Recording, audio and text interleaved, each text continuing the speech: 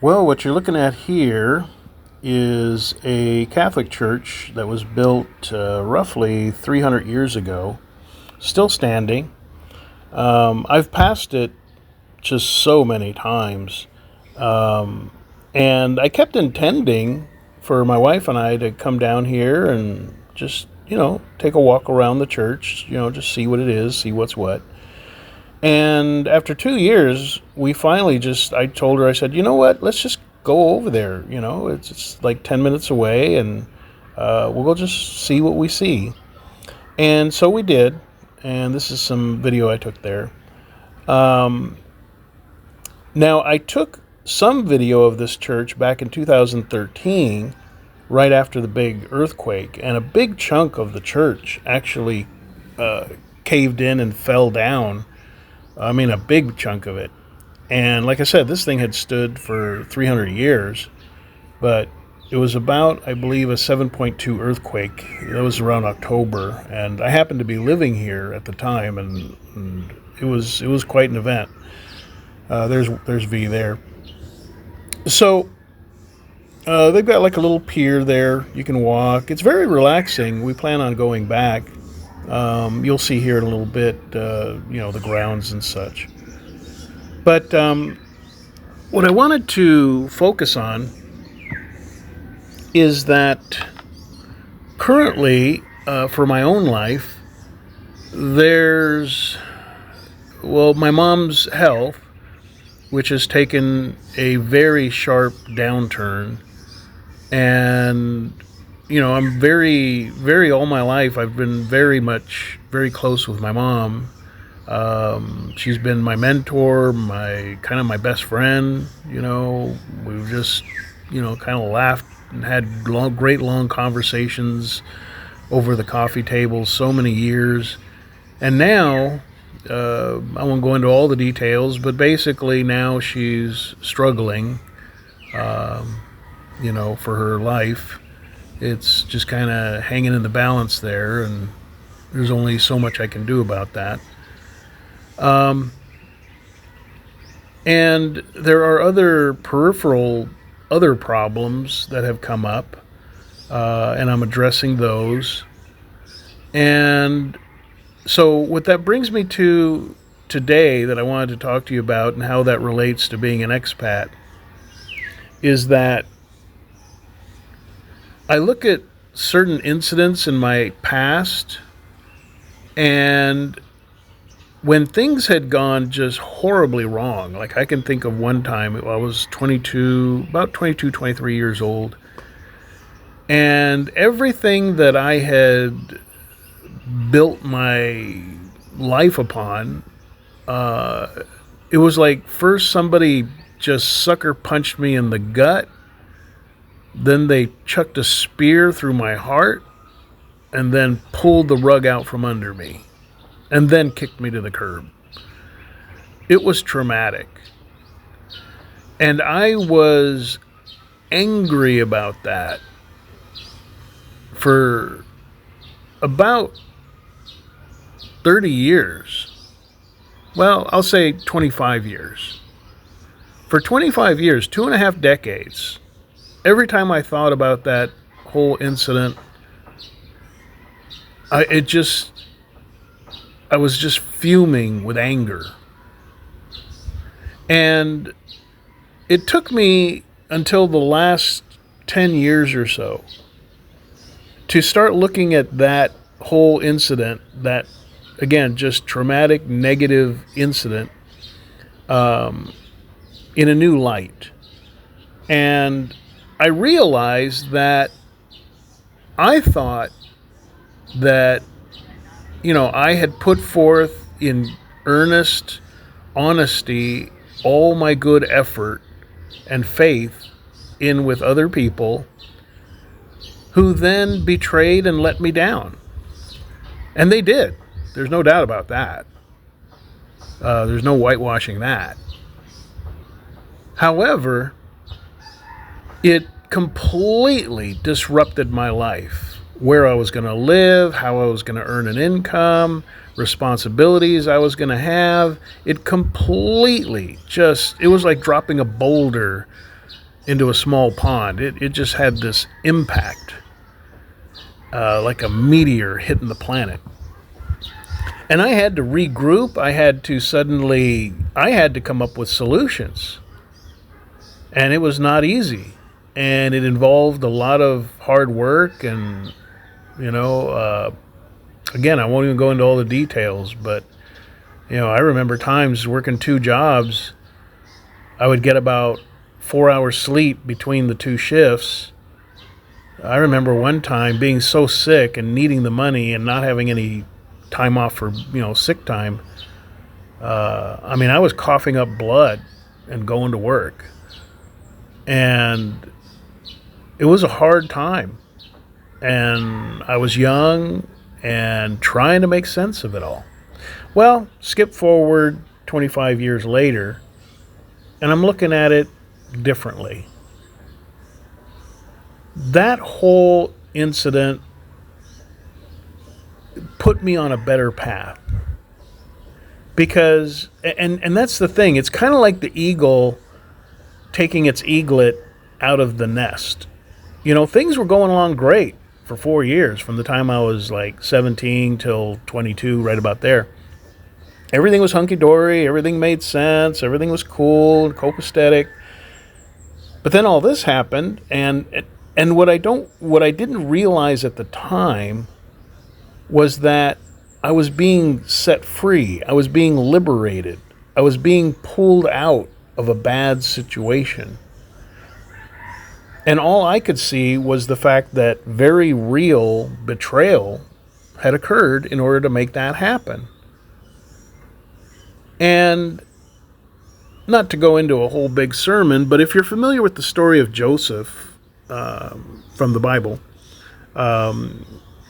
maybe you're familiar with the Broadway play, Joseph and the Amazing Technicolor Coat, or whatever they called it. But basically, the story in a nutshell, the youngest of 12 brothers, I believe it was 12,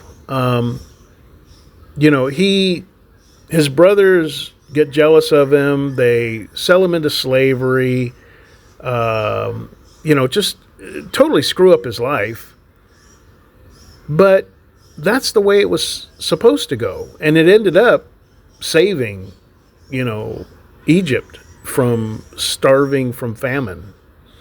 Had they not, essentially the way it was all wrapped up was what you meant for evil, God turned it around for good. And whether you believe in God or not, the premise I present here is that sometimes in life, you just get blindsided like a baseball bat to the side of the head. And you're laying on the ground, you're like, what the hell happened? And it might be a divorce, it might be a bankruptcy, it might be a business you started that is now just a major, colossal pain in your ass. It could be anything that on a major scale just totally pulls the rug out from under you. And now you have to recoup.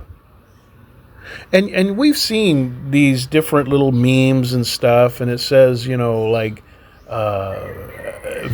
the problem as an opportunity. And it's very easy to dismiss that because it sounds very glib. But what I've found at age 63, looking back on my life, and it wasn't just that incident. I've had other things happen, like divorces and such. And what I can say is that it's true, but only if you look at your problems beyond the, beyond the immediate elements that are making the problem. You have to kind of take a huge step back and ask yourself, okay, in addition to the solution I need to find bit by bit for my situation, what new direction does this make for me? And it might be that things got so bad, now you're looking at moving to live overseas. Maybe that's it. Maybe, and I'm not again, I can't guarantee this. Every situation is different, but maybe the disruption that you needed to get you out of your rut, to break you out of your comfort zone, is the big problem you're looking at right now, and you're thinking, well, I got to do something different. It could be that you're just simply not happy with the way things have kind of turned out as you approach your retirement. And I'm just putting it out there that if you've already got your life disrupted, you've already been rustled out of bed, so to speak, yes, look at all your options. Look at how you can restore your situation. But also consider that maybe one of the solutions is taking advantage of your life being in an upheaval to just get a new start.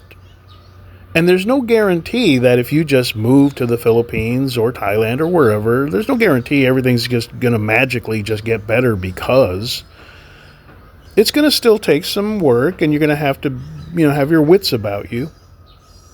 But it's very possible that the things that are disrupting your life right now are due to your environment. The people that you spend time with, they may be having a very negative effect on your life.